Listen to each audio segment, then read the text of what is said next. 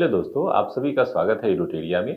आज हम लोग जानेंगे एक कहानी के बारे में जो कि है बिहार के लोक त्योहारों और लोक आस्था से जुड़ा हुआ, जिसमें हम लोग चर्चा करते हैं बिहुला की।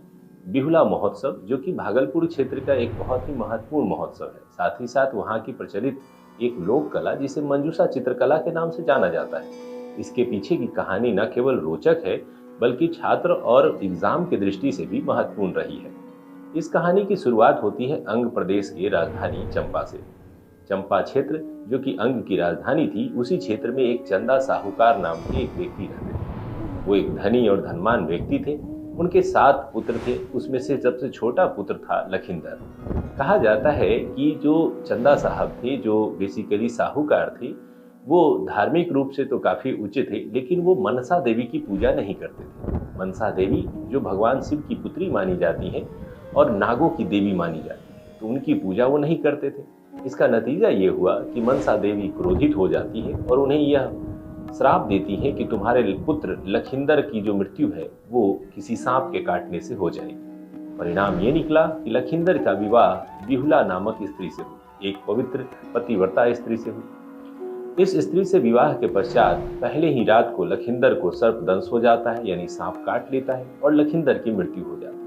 बिहुला जो कि समर्पण, प्रेम और त्याग की देवी के रूप में उभर करके सामने आई, उसने अपने पति को बचाने के लिए प्रयास शुरू किया और उसने विभिन्न क्षेत्रों में भ्रमण करके अपने पति के लिए आस्था और समर्पण दिखाने का प्रयास किया। इसी क्रम में जो बिहुला का जो प्रयास था, बिहुला के प्रयास से देवी मनसा काफी खुश हुई और उन्होंने उनके पति को जीवित कर दिया। और यहीं से एक कहानी शुरू होती है, बिहुला और बिसहरी। बिहुला अर्थात एक ऐसी पतिव्रता स्त्री जिन्होंने अपने पति को बचाने का प्रयास किया, और बिसहरी जो एक देवी के रूप में, मनसा देवी के रूप में स्थापित हुई।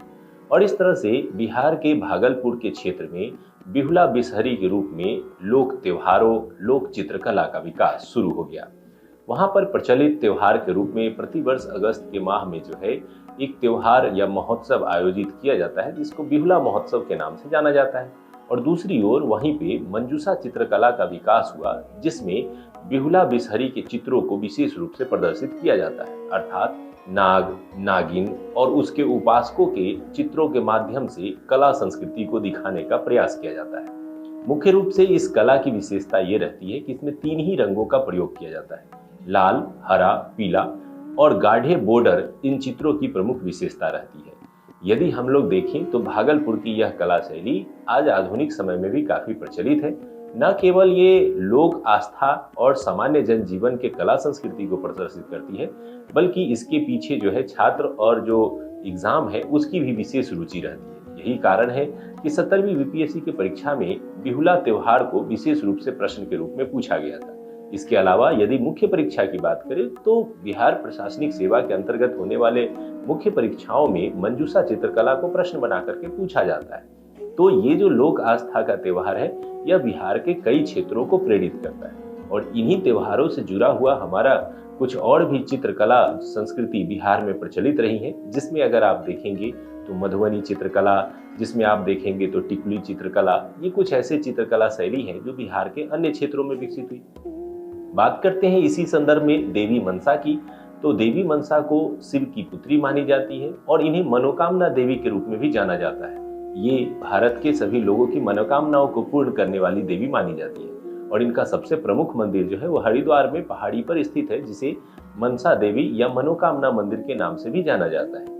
तो बिहार की ये लोक कथा न केवल बिहार में कला संस्कृति को प्रेरित करती है, बल्कि लोक कला जीवन को भी एक उच्च मानक के आदर्श के रूप में स्थापित करती है, जो आस्था, प्रेम और समर्पण को प्रदर्शित करती है।